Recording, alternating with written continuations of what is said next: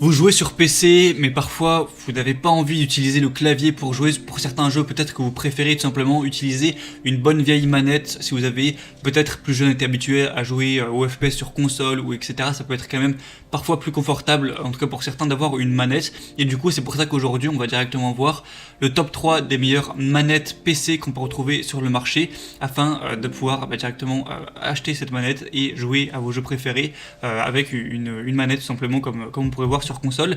Du coup, je vais vous présenter ça par un ordre de prix croissant, en partant d'une moins chère à une plus chère, et vous allez voir que c'est assez abordable. Les deux premières notamment vont être autour des 20 euros, en dessous de 30 euros en tout cas, donc voilà, c'est plutôt abordable, sachant qu'en général, quand on veut racheter une manette, une deuxième manette sur Xbox ou PlayStation, eh bien ça peut parfois être à 40-50 euros, donc voilà, là ça va être plus abordable, en tout cas pour les premières. Et du coup, on est parti avec la première qui sera la G-Lab Capad Thorium Manette Gaming PC. Filaire, donc celle-ci ça va être tout simple, vous allez brancher le fil USB, donc en USB à votre PC, et ça va être relié par le fil. Donc malheureusement celle-ci n'est pas utilisable sans fil, ça dépend selon vos préférences, mais si ça vous dérange pas du tout d'avoir un fil, et eh bien elle va être très bonne. Il y a des vibrations qui sont intégrées, une bonne prise en main avec des joysticks 360 degrés, tout ça, des bons grips résistants, un câble qui va faire 1m80, donc même si votre PC est un peu éloigné, pas de souci. Elle est assez légère, elle pèse 248 grammes, il y a un plug and play, donc pour utiliser la manette directement sur notamment aussi la plupart des jeux Windows ou quoi, il y a des LED lumineuses qui vont être adaptées, mais après vous pouvez jouer à ce que vous voulez, hein, FIFA, Fortnite, Rocket League, Apex Legends, etc. Vous pourrez aussi l'utiliser sur PS3, même si la PS3 franchement ça commence à dater, sachant que la PS5 vient de sortir, donc c'est toujours un bonus, mais bon, ici on est plutôt là pour l'utiliser sur PC, et par contre elle ne sera pas compatible sur Xbox One, PS4, PS5, etc. Donc si jamais vous vouliez l'utiliser pour PC et aussi sur votre console, si vous avez la Xbox One, la PS4 ou quoi, ce sera pas compatible. Elle est durable, elle est garantie 2 ans. Comme je l'ai dit, elle est très peu chère, elle a une vingtaine d'euros, 4,4 étoiles sur 5 au niveau des évaluations, donc c'est tout à fait bon pour une manette, voilà, c'est quand même pas très cher. Et du coup, ça peut être un bon choix, un bon rapport qualité-prix. Je vous mettrai le lien directement dans la description. La deuxième que je vais vous présenter, c'est la Clevo manette PC 2.4G manette, du coup sans fil. Celle-ci, du coup, l'avantage c'est qu'elle va être sans fil, donc vous allez brancher comme une sorte de petite clé USB qui est connectée à la manette, et ensuite avoir la mettre dans les mains où vous voulez sans du coup avoir besoin de fil et pouvoir jouer. Et du coup, c'est quand même plus confortable, ça peut être préférable en tout cas si vous appréciez de ne pas avoir de fil dans les pattes. Du coup, une connectivité sans fil 2.4G, donc ça fait une connectivité vraiment rapide. Du coup, c'est pas le fait qu'il n'y ait pas de fil que ça va vous faire perdre des données, c'est vraiment très rapide. Même les meilleures souris souvent sont en 2.4G.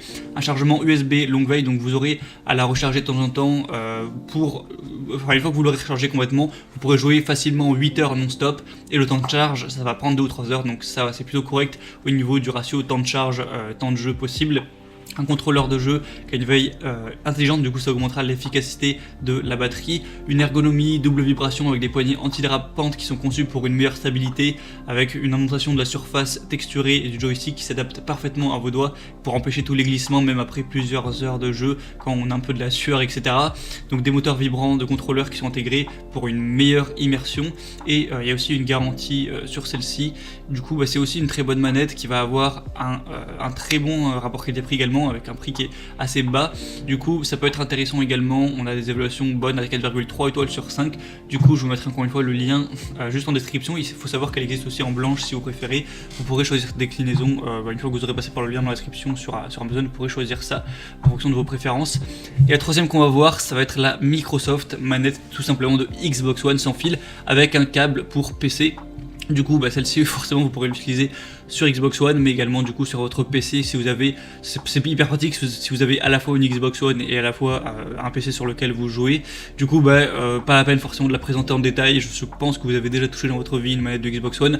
Personnellement j'ai la Xbox One depuis 7 ans maintenant, je l'utilise du coup fréquemment et elle est très très convenable cette manette, hein. Moi j'adore les gâchettes qu'on a derrière, les boutons, tout ça fonctionne bien. En 7 ans la manette est toujours en parfait fonctionnement, elle marche sans fil et elle est rechargeable aussi en USB, donc voilà, franchement rien à dire, hein. Forcément c'est une manette un petit peu légendaire. Donc le bémol ça va être simplement qu'elle va être beaucoup plus chère, vu que là c'est Microsoft, ils se sont fait un peu plus plaisir sur les prix, donc vous pourrez pas l'avoir à 20 euros quoi. Mais si vous voulez investir un petit peu là-dessus, ça peut être un bon choix. De toute façon, je vous invite à essayer le manette de Xbox One et vous saurez de vous-même si vous appréciez ou non.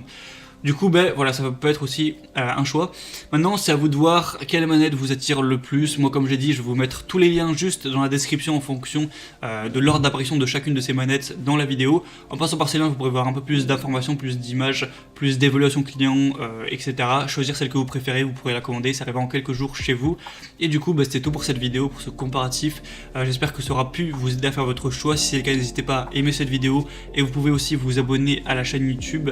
Et moi, je vous souhaite de passer une bonne fin de journée ou une bonne fin de soirée, des bonnes sessions de jeu bien agréables. A très vite, à la prochaine et ciao.